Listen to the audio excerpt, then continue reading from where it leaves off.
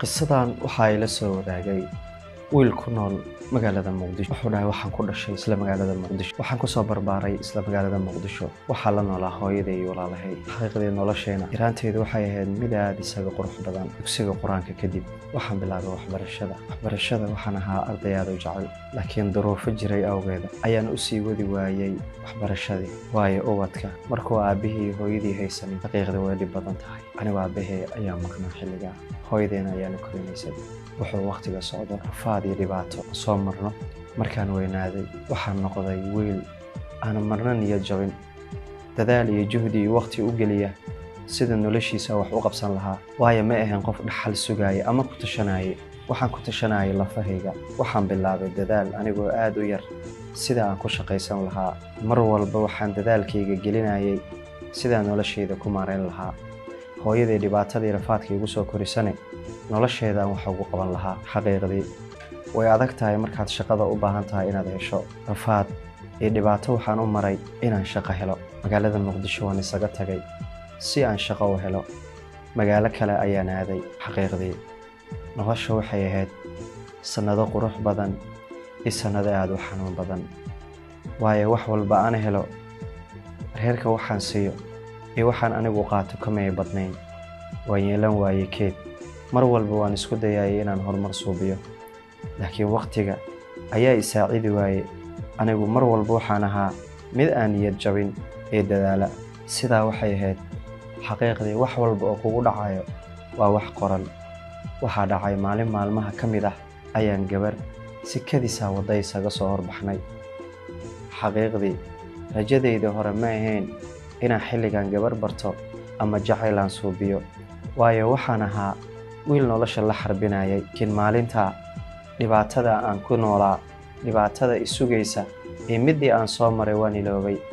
Waayo jacaylku indho ma leh, aragti dheer waan iloobay.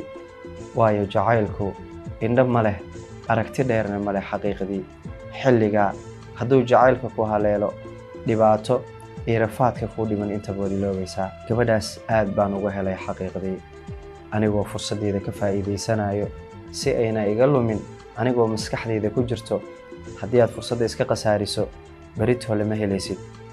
Isla markiiba waxaan go'aansaday inaan aado dhanka gabadha iga jirtay si aan lambarkeedii magaceeda u soo helo. Xaqiiqdii waan salaamay, way iga qaaday. Waxaan ku dhahay abaayo, wax dhibe ma wado. Waxaan rabaa in magacaaga ay ii sheegto, waayo aad baan kaaga helay. Markaase waxay tiri, waan aqaanaa ciyaal suuq adigoo kale ah. Waxaan ku dhahay aamin, kuma fududeen inaan dumar aado lambar ama magacaan weydiiyo. Laakiin markaan ku arkay ayaa xaqiiqdii jeclaystay inaan lambarkaaga iyo magacaagaan helo. Waa laga yaabaa inay isdhahdo dumar walba sidaanu u dhibaa, wadooyinka ula istaagaa, jidka u galaa. Laakiin xaqiiqdii maya. Waxaan ogahay qiimaha dumar ay leeyihiin. Waan ixtiraamaa, waana qadariyaa dumarka. Laakiin adiga xaqiiqdii markaan ku arkay duruuf walba iyo xaalad walba aan ku jiro oo shalay aan go'aan ugu qaatay inaan xiriir iyo gabarba baranin, waxaayoo dhan waan iloobay. Dhankaaga waxaan u soo aadanay kalgacayl aan kuu hayo.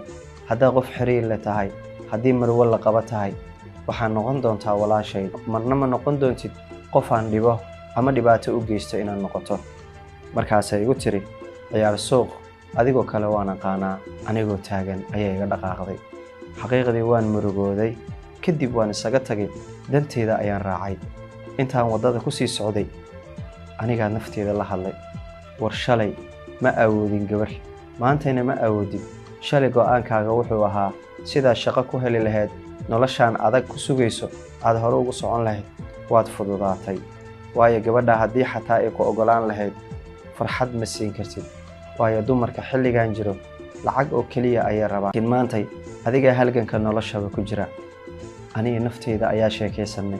Kadib waan iska baxay, danahaygaan iska qabsaday. Shaqadii aan markaa hayay ayaan ka soo tagay.